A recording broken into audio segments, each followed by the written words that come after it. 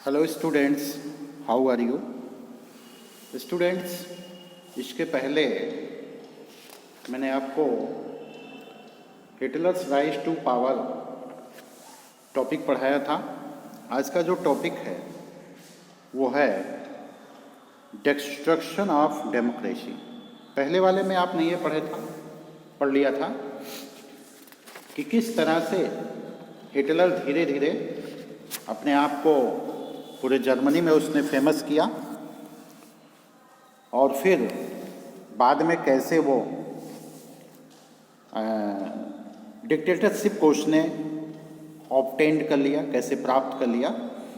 तो इस वीडियो में हम लोग पढ़ेंगे destruction of democracy. NCERT book से मैं पढ़ा रहा हूँ, इसकी हर लाइन आपको पढ़ाई जाएगी और इस वीडियो में डिस्ट्रक्शन ऑफ डेमोक्रेसी को हम स्टार्ट करते हैं। So now we start our teaching.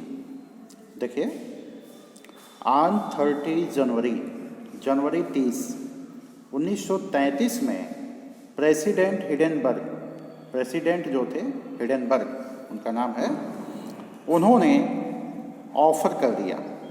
क्या ऑफर कर दिया?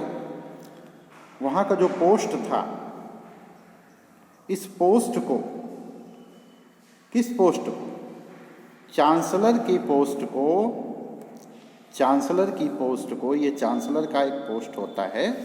तो जनवरी 30, 1933 में प्रेसिडेंट यानी राष्ट्रपति हिडेनबर्ग ने चांसलरशिप दे दिया हिटलर को, जो कि हाईएस्ट पोजीशन होती है कैबिनेट में। मंत्रियों की सबसे हाईएस्ट पोजीशन होती है, highest position in the cabinet of ministers to Hitler.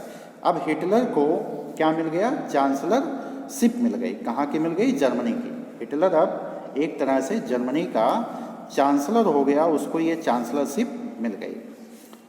Bye now the Nazis has manage to rally the conservatives to their cause. अब देखिए, अब इस समय जो कंजर्वेटिव्स थे, उन कंजर्वेटिव्स को नाजियों ने, नाजी क्या है? नाजी एक संगठन है। किसका संगठन है? हिटलर का संगठन है नाजी। तो नाजियों को अब एक चांस मिल गया कि वो कंजर्वेटिव्स को अपने साथ वो जोड़ लें।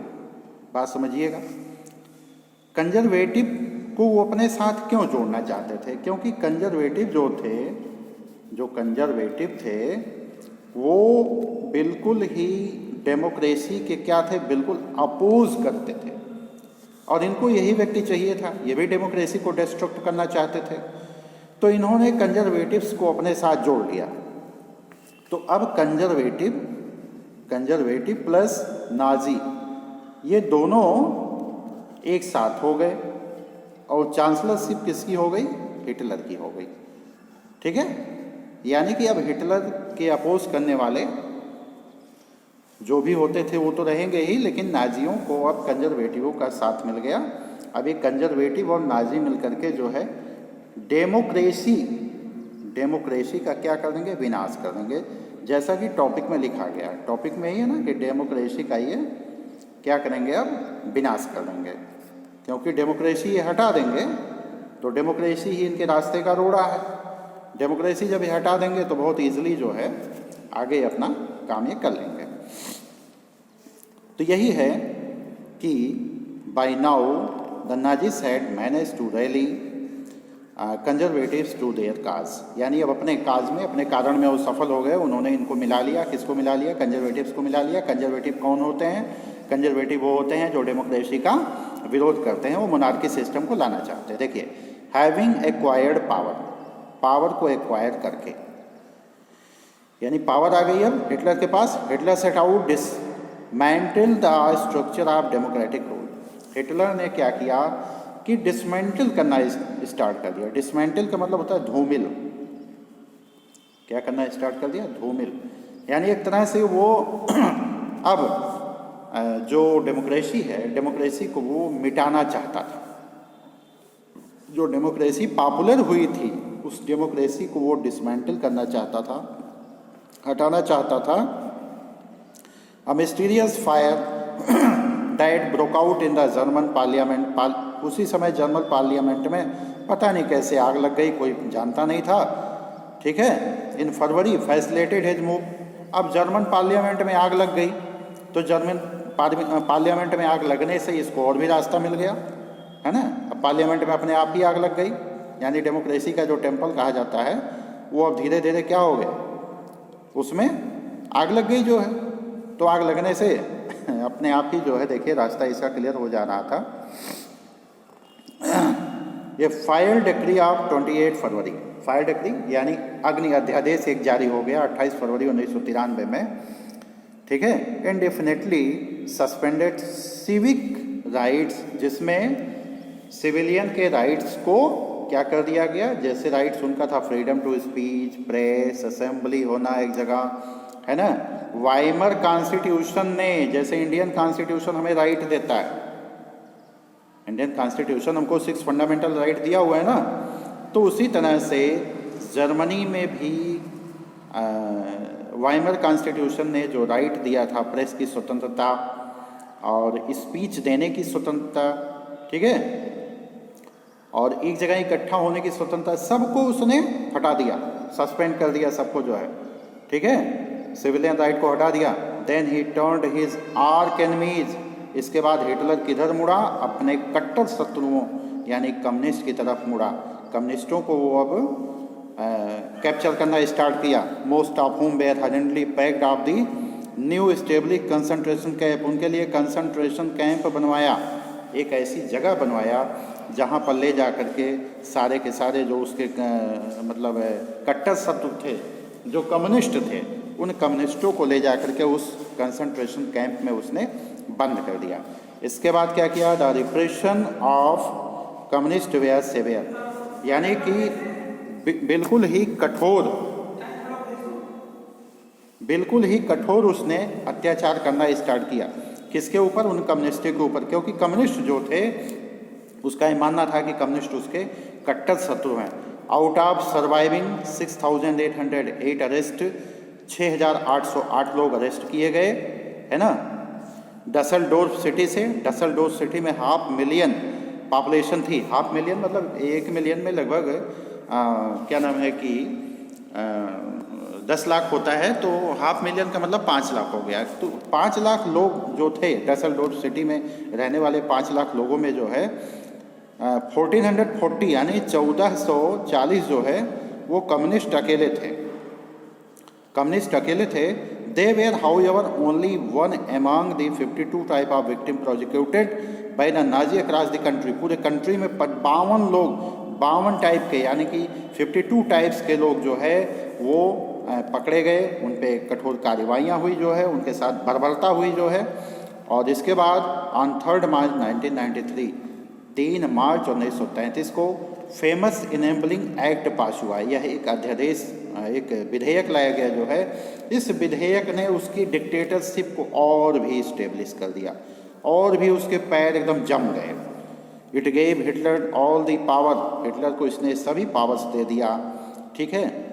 All political parties and trade unions banned except Nazi party and affiliates, यानी कि जर्मनी में जितनी भी पॉलिटिकल पार्टीज थी सब पे बैन लगा दिया गया।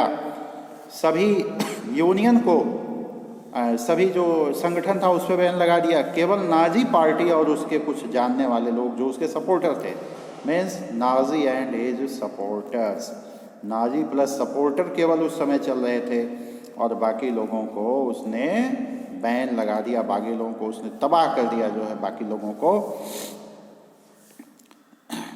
The state established complete control over the economy. अब स्टेट ने क्या किया, हिटलर ने क्या किया, कंप्लीट कंट्रोल कर लिया इकोनॉमी पर, मीडिया पर, आर्मी पर और जुडिशरी पर। देखिए ये जो डेमोक्रेसी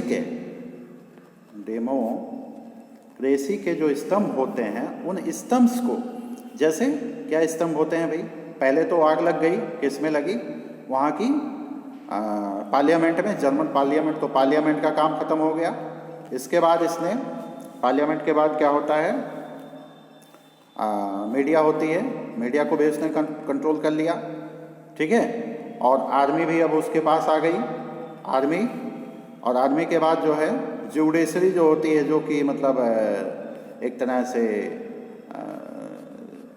स्वतंत्र होती है, जो कि फ्री होती है, उसने उसको भी अपने कब्जे में ले लिया। यानी कि इकोनॉमी, मीडिया और इकोनॉमी भी उसके पास चली आई, जो है इकोनॉमी भी उसने ले लिया। अब आगे हम लोग पढ़ते हैं। Special surveillance and security forces गठित की गई, ठीक है, कंट्रोल करने के लिए सोसाइटी को। यानी जो लोग नाजी, जैसा नाजी चाहते थे वैसा ही कुछ फोर्सेस, सिक्योरिटी फोर्सेज। और स्पेशल सर्विलांस का मतलब होता है निगरानी करने वाले, यानी पुलिस का एक नया दस्ता बनाया गया। पुलिस को मतलब एक नया वो ऑर्गेनाइजेशन आया जो पुलिस का, जिसमें स्पेशल सर्विलांस बनाए गए, सिक्योरिटी फोर्सेज बनाई गई जो है कंट्रोल करने के लिए, जैसा कि नाजी चाहते थे समाज वैसा रहे जो है। Apart from the already existing regular police, पहले से रेगुलर पुलिस होते थे ग्रीन यूनिफॉर्म में, एंड यस से स्टॉर्म ट्रूपर्स, है ना। दीज इंक्लूड जिस्टेपो भी होते थे। जिस्टेपो जो है सीक्रेट स्टेट पुलिस होती थी, मतलब एक गुप्तचर होते थे, सारी सूचनाएं लाते थे समाज से कि कौन ऐसा व्यक्ति है जो हिटलर का विरोधी है, जो नाजी पार्टी का विरोधी है ना। यस होते थे। प्रोटेक्शन स्क्वाड्स, क्रिमिनल पुलिस होती थी, सिक्योरिटी सर्विसेज होती थी जो है। इस तरह से कई तरह की पुलिस जो है वो बना दी गई जो है।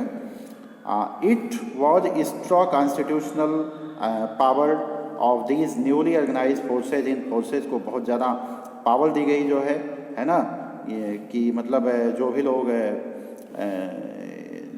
मतलब इनकी, अगर इन पुलिस वालों को लगता था कि हाँ ये लोग बहुत गलत कर रहे हैं, तो उनको वो बिना पूछे जो है गिरफ्तार कर सकते थे जो है। और इसी नाते मोस्ट ड्रेडफुल क्रिमिनल जो है उस स्टेट में जो हुआ, Nazis state its reputation as most dreadful criminal, यानी बहुत भयावह जो है पुलिस वालों ने वहाँ के लोगों के साथ बहुत बर्बरता किया। People could now be detain Gestapo torture chamber, लोगों को टार्चर चैम्बर में ले जाकर टार्चर किया जाता था, है ना। Round off sent to concentration camp, उन्हें कंसंट्रेशन कैंप में भेज दिया जाता था।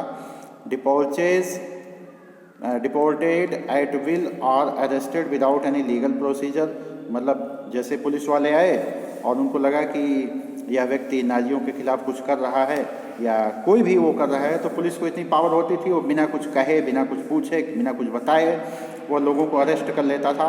Police forced acquired power to rule with impunity, यानी कि उनको असीमित शक्ति दे दी गई।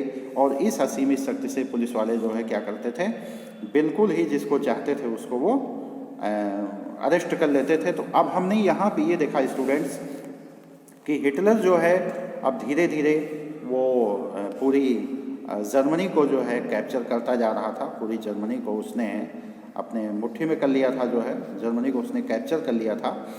और वहाँ के लोगों पर उसने काफ़ी ज़्यादा अत्याचार किए जो है, जैसा कि बुक में यहाँ लिखा हुआ है, काफ़ी ज़्यादा उसने अत्याचार किए। और यहाँ पे एक चीज़ स्टूडेंट्स थोड़ा सा पढ़ लेते हैं न्यू वर्ड्स में, जो देखिए कंसंट्रेशन कैंप का बार बार नाम आया। एक camp where people were isolated, जहाँ लोगों को, एक कैंप होता था जहाँ पे लोगों को आइसोलेट करके मतलब निर्जन स्थान पे रखा जाता था, detained without due process of law. और उनके ऊपर ऐसा नहीं है कि जैसे पुलिस ने जो है कम्युनिस्टों को या किसी दूसरे व्यक्ति को गिरफ्तार कर लिया तो उसके ऊपर उनको ये राइट है कि मतलब वो कोर्ट में जा सकते हैं, कोई लॉयर अपने तरफ से करेंगे, ऐसा कुछ कोई अधिकार उनको नहीं दिया गया जो है ना। Typically it was surrounded electric barbed wire fences, और ऐसा होता था कि उसमें रहने वाले लोगों पर, मतलब जैसे मान लो ये आपका कैंप बना दिया गया जो है, और कैंप के चारों तरफ वायर होते थे, इलेक्ट्रिक वायर ऐसे होते थे, ठीक है। कौन से वायर? इलेक्ट्रिक वायर इसमें होते थे। और अगर कोई व्यक्ति इसमें से भागना चाहता था तो उसी वायर में वो फंस के मर जाता था। इसमें इलेक्ट्रिक वायर होता था और बिल्कुल उसको आइसोलेट कर दिया जाता था। और कहने का मतलब जैसे मान लो पुलिस ने किसी कम्युनिस्ट को पकड़ लिया, किसी ज्यूज़ को पकड़ लिया, ज्यूज़ के ऊपर भी बहुत ज़्यादा अत्याचार हुआ था, तो अगर किसी ज्यूज़ को पकड़ लिया, किसी कम्युनिस्ट को पकड़ लिया, तो ऐसा नहीं था कि वो कम्युनिस्ट जो है मतलब पूछे कि आपने हमको क्यों पकड़ा है, इसका कोई आंसर नहीं दिया जाता था। तो इस तरह से स्टूडेंट आपने देखा कि बर्बरता की जा रही थी वहाँ के लोगों के साथ। तो स्टूडेंट्स अब हम ये चाहते हैं कि ये आपको फिर अगला टॉपिक अगले वीडियो में पढ़ाएंगे। Very very thank you. और